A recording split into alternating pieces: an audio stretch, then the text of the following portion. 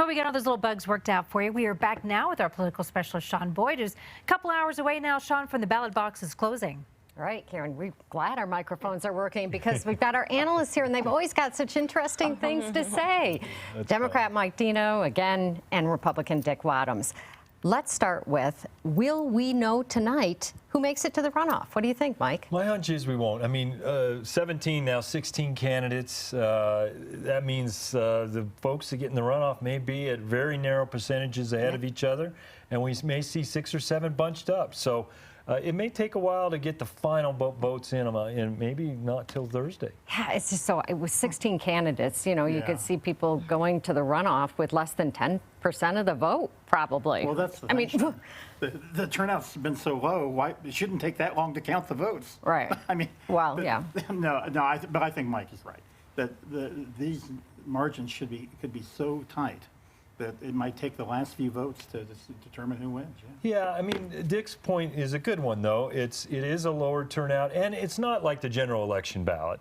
There's not as many things on there. We only have 3 ballot questions, and of course, all the council races. We will and the at-large and auditor race, and of course, the clerk and recorder, who's counting all these votes, doesn't have any opposition. So, given the low turnout, do you think we'll see any surprises tonight? You know, maybe one of the lower profile candidates in the mayoral race emerging, Dick? Oh, I think so. There could be, Sean. I mean, I'm still intrigued by the effect that Lisa Calderon will have on Leslie Herod. I really am. And how that's going to, whether that's Herod will be able to pull away from her and get in the runoff. I think that's the factor that will determine if Herod gets in the runoff or not. I think if somebody thinks they're going to be in the runoff, they shouldn't be surprised if they're not. Right. But I do think this, the low turnout may favor those that are in elected office and have a political base. And we know 2 of them are in the legislature.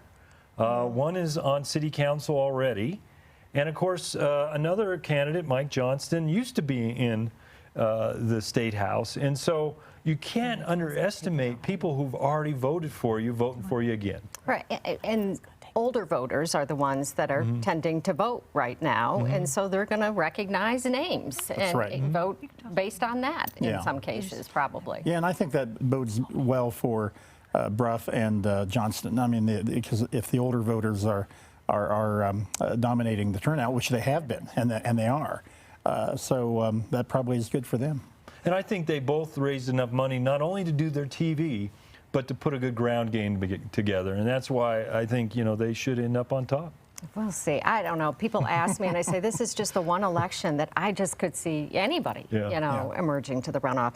So we've got the Park Hill golf course development. Do you think that'll pass or fail, Mike? I think it'll lose. I think that the opponents did just enough.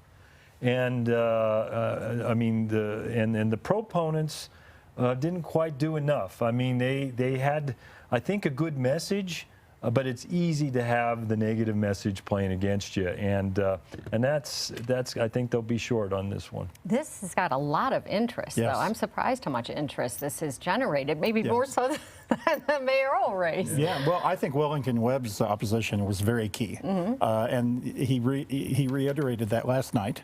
And on the interview he did, and I just think that that might have been the death knell. All right, well, a lot to discuss as the night unfolds. We will see you back here at 6.